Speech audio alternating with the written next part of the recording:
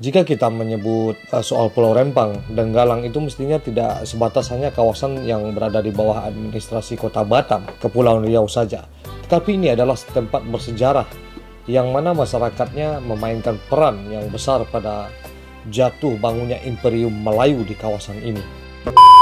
Kampung Tua sudah ada sebelum Kepres tentang hak pengelolaan Otorita Batam itu diterbitkan. Kalau bicara Rempang, kita tidak berbicara relokasi, tapi nilai sejarahnya. Kalau kata pepatah bilang, Melayu tak akan hilang di bumi. Halo bro, Assalamualaikum warahmatullahi wabarakatuh. Kembali lagi dengan saya Dafan Mulifa di Mulifa Channel.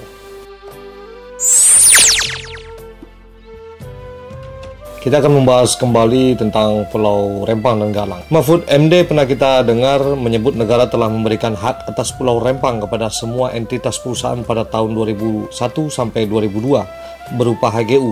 Namun tanah itu belum digarap investor dan tak pernah dikunjungi. Jadi di Rempang itu begini, pada tahun 2001 pemerintah membuat pengumumannya 2001 ya. 2002 juga diumumkan siapa yang mau berinvestasi di pulau-pulau terluar, pulau yang kecil-kecil tadi.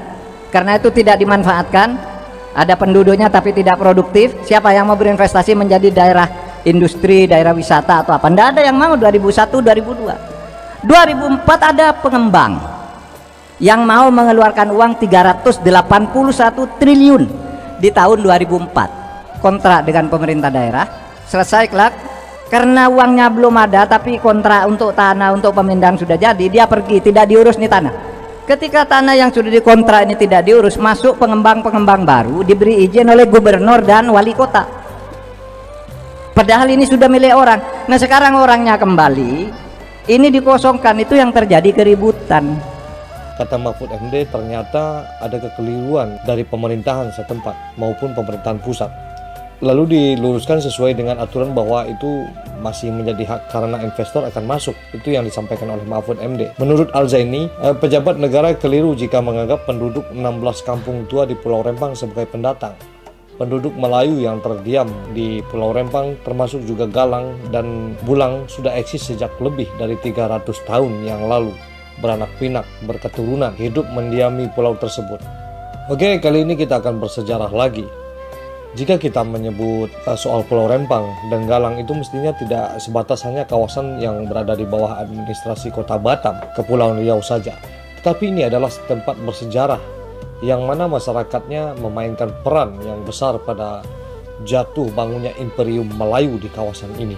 Menurut masyarakat Rempang dan Galang, tercatat pada perjalanan sejarah orang Rempang dan Galang sebagai pasukan laut utama di Kerajaan Melaka pada abad ke-15.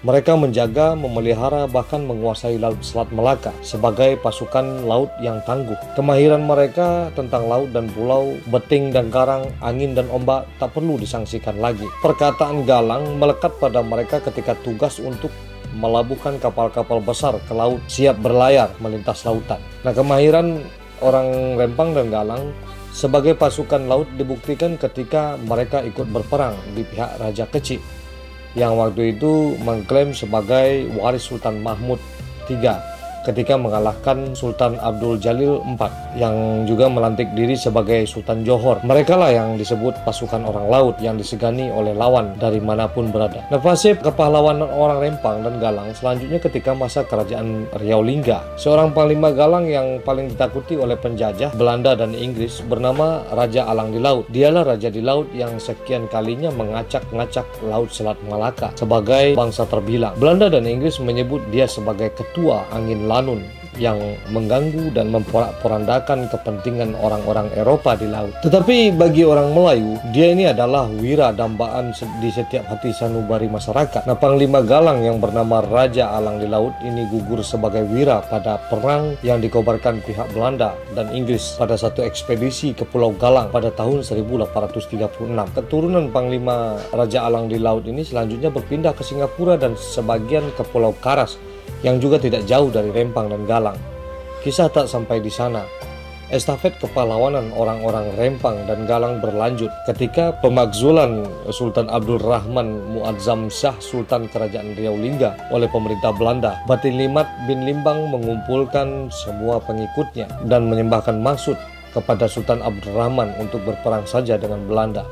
Biar putih tulang daripada berputih mata, itu sembahnya. Pada masa pendudukan Jepang di Riau atau Kepulauan Riau, para pemuda Rempang dan Galang ikut menjadi bagian dari tentara Gyutai atau penjaga pulau yang direkrut tentara Jepang. Setelah kekalahan Jepang pada Perang Dunia Kedua, ex-tentara Gyutai berubah dan membentuk Batalion Kepulauan Riau yang merupakan cikal bakal perjuangan kemerdekaan Indonesia di Riau atau Kepulauan Riau. Orang Rempang dan Galang ikut dalam episode sejarah perjuangan bangsa Indonesia itu. Dosen Universitas Maritim Raja Ali Haji Kepulauan Riau, Anastasia Wiwi Swastiwi, juga menjelaskan berdasarkan penelitian antropolog Singapura yaitu Vivienne Wee, jumlah penduduk di Pulau Galang yang berdekatan dengan Rempang mencapai 1.300 orang pada tahun 1823. Pada masa kemerdekaan, Kepulauan Riau bergabung dengan wilayah Republik Indonesia. Seiring waktu, pemerintahan Orde Baru menerbitkan Kepres nomor 41 tahun 1973. Kampung Tua sudah ada sebelum Kepres tentang hak pengelolaan otorita Batam itu diterbitkan. Kemudian pada tahun 2004, Wali Kota Batam tidak merekomendasikan Kampung Tua menjadi bagian dari hak pengelolaan. Hal itu tercantum dalam keputusan Wali Kota Batam nomor KPTS 105/3/3/2004 pada tanggal 23 Maret 2004. Tentang penetapan wilayah perkampungan tua di Kota Batam. Nah, status kepemilikan tanah dan kampung tua itu konotasinya lebih ke sisi hukum. Menurut Perda Batam, kampung tua artinya kampung yang ada sebelum otorita Batam hadir menurut wali kota. Nah, Al-Zaini menjelaskan memang ada pendatang yang mengisi lahan di Rempang saat status quo. Namun pendatang itu menempati bagian darat di Pulau Rempang. Sedangkan penduduk asli keturunan prajurit Sultan Riau Lingga sejak dulu hingga kini menempati dan berdiam di bagian pesisir di 16 kampung tua Pulau Rempang. Nah, dia berpendapat hak atas lahan seharusnya dicabut oleh pemerintah jika diketahui tanah itu ditelantarkan selama 19 tahun. Hal itu mengacu pada Undang-Undang Nomor 5 Tahun 1960 tentang Peraturan Dasar Pokok-Pokok Agraria atau UUPA. Menurut masyarakat, warga Rempang baru mengetahui rencana pembangunan mega proyek Rempang Eco City pada Agustus 2023 dari pemberitaan. Tidak ada sosialisasi resmi dari pemerintah sebelumnya. Nah, kekecewaan muncul karena adanya pengarahan aparat yang berlebihan ke Rempang agar warga bersedia direlokasi. Ini sepertinya sama saja pemerintahan telah melakukan penindasan dan pelanggaran HAM terhadap warga negaranya sendiri. Negara telah melanggar hak warga untuk bertempat tinggal, hak untuk bermata pencarian, hak atas kesejahteraan lahir dan batin, hak atas pelayanan kesehatan, dan hak untuk mendapatkan pendidikan dan tumbuh kembang anak-anak generasi penerus. Juru bicara masyarakat adat tempatan Keramat Suwardi Mongga menyatakan akan terus mempertahankan tanah yang jadi peninggalan leluhurnya di Rempang.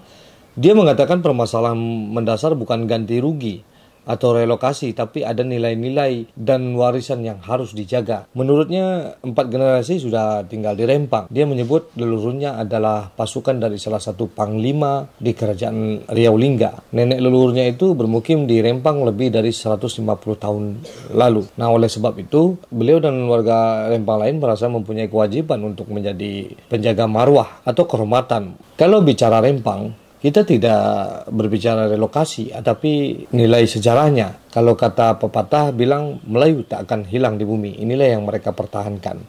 Jadi Suwardi menyebut Rempang adalah bumi kelahiran nenek moyangnya, di mana pusat kehidupan berada. Jadi memang perlu mereka mempertahankan berkaitan dengan marwah. Nah, Suwardi mengatakan warga Rempang tidak menolak PSN, hanya saja mereka menolak pergi dari tanah nenek moyangnya. Pemerintah harus lebih bijak dalam pembangunan PSN ini. Tidak boleh mengorbankan rakyat. Pemerintah seharusnya melibatkan warga sebelum menggusur atau merelokasi. Semoga anak cucu, cicit, dan generasi seterusnya masih bisa hidup di Rempang ini. Nah, seperti itulah cerita tentang bagaimana sejarahnya Pulau Rempang dan Galang ini. Jadi, alangkah baiknya pemerintah lebih bijak lagi dalam mengambil keputusan dan lebih bijak lagi cara bagaimana berkomunikasi dengan masyarakat. Oke, sampai di sini perjumpaan kita. Majulah Indonesia, damailah Indonesia, selalu di Mulifa Channel. Assalamualaikum warahmatullahi wabarakatuh.